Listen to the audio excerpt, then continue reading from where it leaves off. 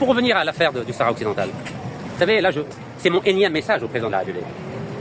Il est temps de nettoyer la diplomatie algérienne. On ne peut pas continuer comme ça. On ne peut pas continuer avec cette succession d'échecs. Donc, si vous décidez de ne rien changer, l'histoire retiendra et enregistrera. Et je pense que c'est pas digne de l'Algérie d'échouer comme ça de façon un peu répétitive.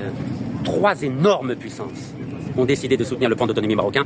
Où est le plan algérien au Sahara occidental? En dehors de ce qui est répété depuis 50 ans, c'est-à-dire le référendum, etc., dont personne ne veut. Je crois que ça ne veut, ni les Américains, ni les Français, ni les Anglais. Depuis les Russes et les Chinois, on a vu leur crédibilité lorsqu'il s'est agi de la question de l'intégration de l'Algérie dans les BRICS. Ni la Russie, ni la Chine n'ont soutenu l'Algérie. Vous savez ce qui risque de se passer si on continue comme ça? Je vais vous le dire ce qui va se passer.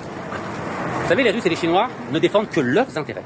Ils ne sont pas là pour défendre les intérêts de l'Algérie. Nous sommes microscopiques par rapport aux intérêts de la Russie et de la Chine. Il suffit que Trump négocie avec Poutine que la Crimée appartient à la Russie. Et il suffit que Trump négocie avec le président chinois que Taïwan est chinoise, et vous verrez, en 5 minutes, je dis bien en 5 minutes, les Russes et les Chinois ne soutiendront plus la position algérienne sur la question du Sahara. Et s'il y a dans les prochaines semaines ou prochains mois un vote concernant une résolution des Américains ou des Français ou des Britanniques, une résolution conjointe à 3, qui reconnaîtra la marocanité du Sahara occidental, vous verrez que les Russes et les Chinois ne voteront pas contre. Ils s'abstiendront, de la même façon que l'Algérie s'est abstenue lorsque la Russie a envahi l'Ukraine. Alors si vous voulez aller tout droit à la catastrophe, c'est à vous de voir. Moi je vous aurais prévenu. Ça fait 11 ans que je défends un autre plan. C'est la double souveraineté et de l'Algérie et du Maroc. Pendant 10